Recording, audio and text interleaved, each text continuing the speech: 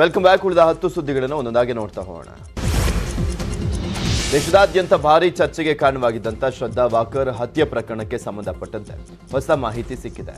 ತನ್ನ ಪ್ರೇಯಸಿ ಶ್ರದ್ಧಾ ವಾಕರ್ಳನ್ನ ಭೀಕರವಾಗಿ ಹತ್ಯೆಗೈದು ಬಳಿಕ 35 ತುಂಡುಗಳಾಗಿ ಕತ್ತರಿಸಿದಂಥ ಆಫ್ತಾಬ್ ಪೂನವಾಲಾ ಸಾಕ್ಷ್ಯ ನಾಶದಿಂದ ಉದ್ದೇಶದಿಂದ ಆಕೆಯ ದೇಹದ ಮೂಳೆಗಳನ್ನು ಗ್ರೈಂಡರ್ನಲ್ಲಿ ಪುಡಿ ಮಾಡಿ ಬಳಿಕ ಎಸೆದಿದ್ದ ಎಂಬ ಭಯಾನಕ ಅಂಶ ಬೆಳಕಿಗೆ ಬಂದಿದೆ. ಹತ್ಯೆ ಪ್ರಕರಣದ ಕುರಿತು ಸ್ಥಳೀಯ ನ್ಯಾಯಾಲಯಕ್ಕೆ ಪೊಲೀಸರು ಸಲ್ಲಿಸಿರುವಂತಹ ಆರೋಪ ಪಟ್ಟಿಯಲ್ಲಿ ಇಬ್ಬರ ಪ್ರೇಮ ಸಂಬಂಧ, ಅದು ಆರಂಭವಾದಂಥ ಪರಿ, ಇಬ್ಬರ ನಡುವಿನ ಗಲಾಟೆ, ಬೇರೆ ಯುವತಿಯರ ಜೊತೆ ಆಫ್ತಾಬ್ ಸಂಬಂಧ, ಆತರಿಂದ ಶ್ರದ್ಧಾ ಎದುರಿಸ್ತಾ ಇದ್ದಂಥ ಜೀವ ಬೆದರಿಕೆ, ಇಡೀ ಹತ್ಯೆಯ ಘಟನಾವಳಿಗಳ ಕುರಿತು 6629 ಪುಟಗಳಲ್ಲಿ ವಿಸ್ತೃತವಾಗಿ ಮಾಹಿತಿಯನ್ನು ನೀಡಲಾಗಿದೆ. ತಮಿಳುನಾಡಿನ ಕೃಷ್ಣಗಿರಿಯಲ್ಲಿ ಸೈನಿಕರು ಹಾಗೂ ಸಾರ್ವಜನಿಕರ ನಡುವೆ ನಡು ರಸ್ತೆಯಲ್ಲಿ ಬೀದಿ ರಂಪಾಟ ಆಗಿದೆ. ಸೇನಾ ವಾಹನ ಓವರ್ಟೇಕ್ ಮಾಡಿದ್ದಂಥ ಸಾರಿಗೆ ಬಸ್ ಚಾಲಕರ ಮೇಲೆ ಸೈನಿಕರು ಹಲ್ಲೆಯನ್ನ ಮಾಡಿದ್ದಾರಂತೆ. ಸೈನಿಕರ ವರ್ತನೆಗೆ ಬಸ್ನಲ್ಲಿದ್ದಂಥ ಪ್ರಯಾಣಿಕರು ಆಕ್ರೋಶವನ್ನು ವ್ಯಕ್ತಪಡಿಸಿದ್ದಾರೆ.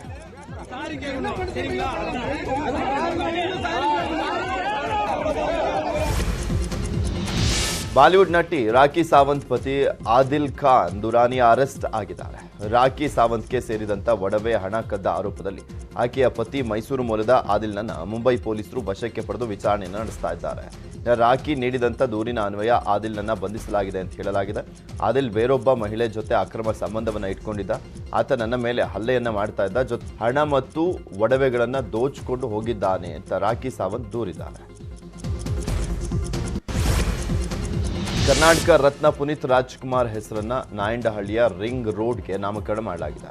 ನಾಯಂಡಹಳ್ಳಿ ಜಂಕ್ಷನ್ ಇಂದ ವೇಗಾ ಸಿಟಿ ಜಂಕ್ಷನ್ ವರೆಗೂ ಇರುವಂತಹ 12 ಕಿಲೋಮೀಟರ್ ರಸ್ತೆಗೆ ಪುನೀತ್ ಹೆಸರಿಡಲಾಗಿದೆ. ಸಿಎಂ ಬಸವರಾಜ ಬೊಮ್ಮಾಯಿ ರಿಂಗ್ ರೋಡ್ಗೆ ಪುನೀತ್ ಹೆಸರು ನಾಮಕರಣ ಮಾಡಿದ್ದು, ಅಪ್ಪು ಅಭಿಮಾನಿ ಇದಕ್ಕೆ ಸಾಕ್ಷಿಯಾಗಿದ್ದರು.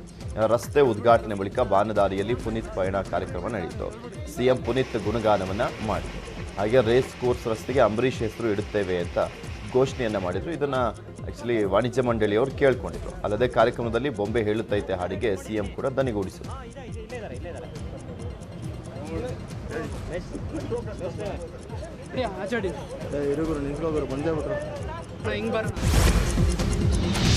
ಹಾಸನದಲ್ಲಿ ಮನೆ ಮುಂದೆಯೇ ಹಾವುಗಳ ಮಿಲನ ಮಹೋತ್ಸವ ನಡೆದಿದೆ.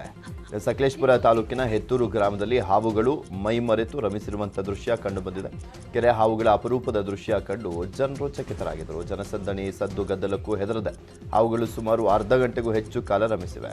ಈ ವಿಶೇಷ ದೃಶ್ಯ ಸ್ಥಳೀಯರ ಮೊಬೈಲ್ನಲ್ಲಿ ಸೆರೆ ಸಿಕ್ಕಿದೆ.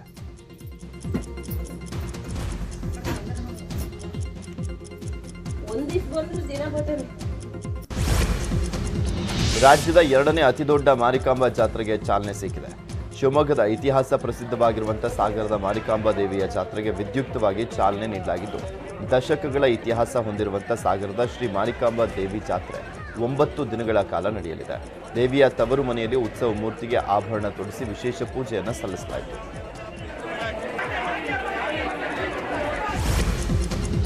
ಕಬಿನಿ ಹಿನ್ನೀರಿನಲ್ಲಿ ಜಿಂಕೆಯೊಂದನ್ನು ಮೊಸಳೆ ಬೆನ್ನತ್ತಿದೆ. ಆ ರಣರೋಚಕ ದೃಶ್ಯಗಳು ಕ್ಯಾಮೆರಾ ಕಣ್ಣಲ್ಲಿ ಸೆರೆಯಾಗಿದೆ. ಮೊಸಳೆ ಬೆನ್ನತ್ತಿದ್ದನ್ನು ನೋಡಿದಂಥ ಜಿಂಕೆ ಕಷ್ಟಪಟ್ಟು ಫಾಸ್ಟ್ ಆಗಿ ಈಜಿ ದಡವನ್ನು ಸೇರಿ ಪ್ರಾಣವನ್ನು ಉಳಿಸಿಕೊಂಡಿದೆ. ಪ್ರವಾಸಿಗರ ಕ್ಯಾಮೆರಾದಲ್ಲಿ ಈ ದೃಶ್ಯ ಸೆರೆಯಾಗಿದೆ.